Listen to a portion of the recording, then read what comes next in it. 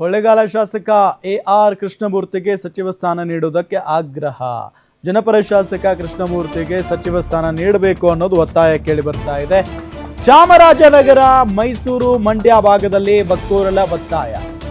ಕೊಳ್ಳೇಗಾಲ ಕ್ಷೇತ್ರದಲ್ಲಿ ಕಳೆದ 3 ವರ್ಷಗಳಲ್ಲಿ ಅಭಿವೃದ್ಧಿ ಕೆಲಸ ಆಗ್ತಾ ಇದೆ. ಬರೋಬ್ಬರಿ 500 ಕೋಟಿ ಅನುದಾನ ತಂದು ಕ್ಷೇತ್ರ ಅಭಿವೃದ್ಧಿ ಮಾಡಿದ್ದಾರೆ. ಶಾಸಕ ಕೃಷ್ಣಮೂರ್ತಿ ಪರವಾಗಿ 3 ಜಿಲ್ಲೆಗಳ ದಲಿತ ಸಂಘಟನೆಗಳು ಧ್ವನಿಯನ್ನ ಎತ್ತಿರುವುದು. ಚಾಮರಾಜನಗರ ಜಿಲ್ಲೆಯಲ್ಲಿ ಹಿರಿಯ ಕಾಂಗ್ರೆಸ್ ಶಾಸಕರಾಗಿದ್ದಾರೆ ಎಆರ್ಕೆ. ಈವರೆಗೆ ಪರಿಶಿಷ್ಟ ಜಾತಿಯ ಮೀಸಲು ಕ್ಷೇತ್ರದಿಂದ ಯಾರೂ ಸಚಿವರಾಗಿಲ್ಲ.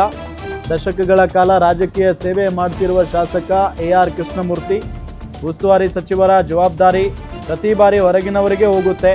ಈ ಬಾರಿ ಕೊಳ್ಳೇಗಾಲ ಶಾಸಕರಿಗೆ ಸಚಿವ ಸ್ಥಾನ ಕೊಡಿ, ಉಸ್ತುವಾರಿ ಕೊಡಿ ಅಂತ ಪಟ್ಟು ಹಿಡಿದಿದ್ದಾರೆ.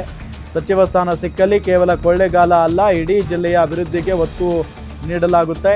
ಜಿಲ್ಲೆಯ ಜೊತೆಗೆ ರಾಜ್ಯದ ಅಭಿವೃದ್ಧಿಗೂ ಕೃಷ್ಣಮೂರ್ತಿ ಶ್ರಮಿಸಲಿದ್ದಾರೆ.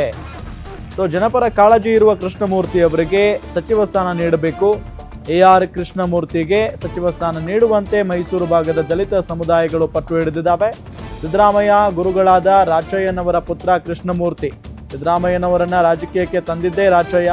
ಕೃಷ್ಣಮೂರ್ತಿಗೆ ಮಂತ್ರಿ ಸ್ಥಾನ ಕೊಡಿಸುವ ಮೂಲಕ ಋಣ ತೀರಿಸ್ತಾರ ಹಾಗಾದ್ರೆ ಸಿದ್ದರಾಮಯ್ಯ ಅನ್ನೋ ಪ್ರಶ್ನೆಯಂತೂ ಇದ್ದೇ ಇದೆ.